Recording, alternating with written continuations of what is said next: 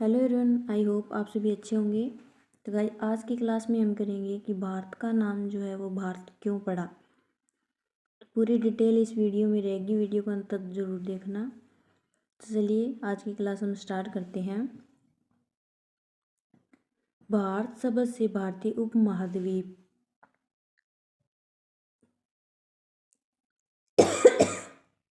गणतंत्र या बृहत्तर आदि का आशय लिया जाता है।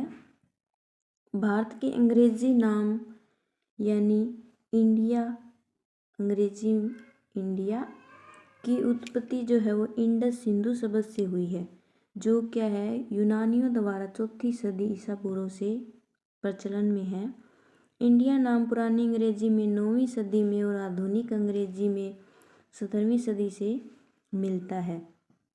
भारत को भारतवर्ष,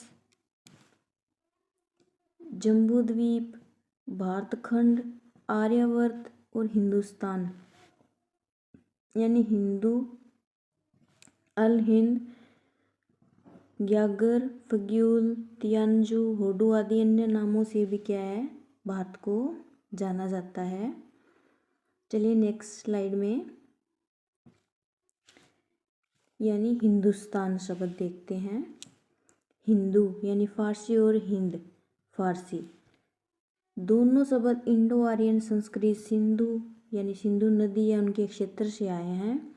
आर्चमेनिड स्मार्ट डेरियस प्रथम ने लगभग 516 ईसा पूर्व में सिंधु घाटी पर विजय प्राप्त की, जिस पर सिंधु के समकक्ष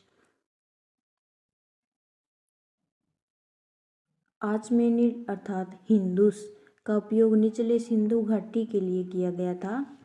लगभग 500 ईसा पूर्व डेरियस प्रथम की मृत्यु पर यह नाम भी जाना जाता था, जहां इसे लिखा गया था। इसके बाद नेक्स्ट स्लाइड पे चलते हैं। मध्य फारसी में शायद पहली शताब्दी से ही प्रत्यस्थान यानी फारसी जोड़ा गया था, जो एक देश या क्षेत्र का सूचक था, जिसका नाम क्या था, ये आपका हिंदुस्तान। इस प्रकार 262 ईस्वी सिंध को ससानी सम्राट शाहपुर प्रथम के नक्श ए रुस्तम शिलालेख में हिंदुस्तान के रूप में संदर्भित किया गया था। मुगल साम्राज्य के सम्राट बाबर ने कहा, पूर्व, दक्षिण और पश्चिम में यह महान महासागर से घिरा है। हिंद को अरबी भाषा में विशेष रूप से भारत के लिए अल हिंद के निश्चित रूप में रूपांतरित किया गया था। उदाहरण के लिए 11वीं सदी में तारीख अल हिंद यानी क्या है भारत का इतिहास, यह भारत के भीतर उपयोग में आता है, जैसे कि जय हिंद या हिंद महासागर। इसके बाद देखते हैं, दोनों नाम 11वीं सदी के इस्लामी विजय से फारसी और अरबी में प्रचलित थे, जैसे दिल्ली सल्तनत और मुगल काल। इनके शासकों ने अपने भारतीय प्रभुत्व को दिल्ली के आसपास केंद्रित यानी हिंदुस्तान कहा। समकालीन फारसी और उर्दू भाषा में हिंदुस्तान शब्द का अर्थ हाल ही में भारत गणराज्य के रूप में आया। अरबी के मामले में यही स्थिति है, जहां अल हिंद भारत क्या है गणराज्य का नाम है। हिंदुस्तान जो हिंदू शब्द के रूप में 17वीं शताब्दी में अंग्रेजी भाषा में प्रवेश किया। इसके बाद नेक्स्ट स्लाइड है। हिंदुस्तान हिंदू शब्द के रूप में 17वीं शताब्दी में अंग्रेजी भाषा में प्रवेश किया और 19वीं शताब्दी में अंग्रेजी में प्रयुक्त शब्द क्या उपमहाद्वीप को संदर्भित करता है। हिंदुस्तान जो है वो ब्रिटिश राज के दौरान भारत के साथ साथ उपयोग में था। इसके बाद एक और नाम से भी जाना जाता है, वो क्या है अजनाबवर्ष यानी भारत का प्राचीन नाम क्या है अजनाबवर्ष था। ऋषभ देव के 100 पुत्रों में सबसे बड़े पुत्र भरत के नाम पर बाद में भारतवर्ष पड़ा। उसके बाद अजनाभ वर्ष के बाद क्या पड़ा था, इसका नाम भारतवर्ष। चलिए हम भारतवर्ष के बारे में देख लेते हैं। भारतवर्ष नाम क्या है? ऋषभ देव के पुत्र भरत के नाम पर पड़ा था।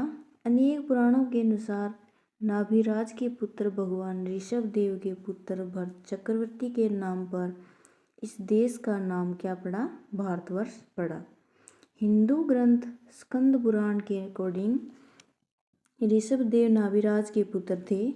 ऋषभ के पुत्र भरत थे और इनके ही नाम पर इस देश का नाम क्या है? वो भारतवर्ष पड़ा। इसी तरह की बात विष्णु पुराण, वायु पुराण, लिंग पुराण, ब्रह्मांड पुराण, अग्नि पुराण और मार्कंडेय, इनमें भी क्या है? आई हुई है। ऋग्वेद में 10 राजाओं के युद्ध का वर्णन है, जिसमें भारत नाम जनसमूह के राजा सुदास का नाम आया है। इस जनसमूह से भी भारतवर्ष का नाम जो क्या है? आया हो सकता है।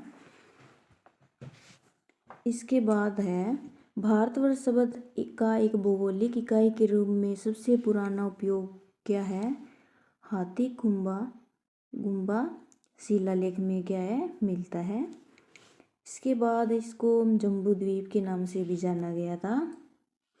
जम्बूद्वीप के बारे में देख लेते हैं। जम्बूद्वीप का उपयोग प्राचीन शास्त्रों में भारत शब्द के व्यापक होने से पहले भारत के एक नाम के रूप में किया गया था। अंग्रेजी भाषा इंडिया इसकी शुरुआत के पहले कई दक्षिण पूर्व एशियाइयों में व्युत्पन्न जम्बूद्वीप भारत के लिए ऐतिहासिक शब्द था। भारतीय उपमहाद्वीप का वर्णन करने के लिए यह वैकल्पिक नाम अभी भी कभी कभी थाईलैंड वगैरह में, मलेशिया में, जावा में और बाली में क्या है? यूज किया जाता है। हालांकि यह एशिया के पूरे महाद्वीप को भी संदर्भित। आई होप आपको ये वीडियो अच्छी लगी होगी। अगर वीडियो अच्छी लगी हो तो चैनल को लाइक करें, शेयर करें। ऐसी ही जानकारी मैं आपके लिए लेकर आती रहूँगी। चैनल पे न्यू हो तो सब्सक्राइब ज़रूर करें। Thanks for watching.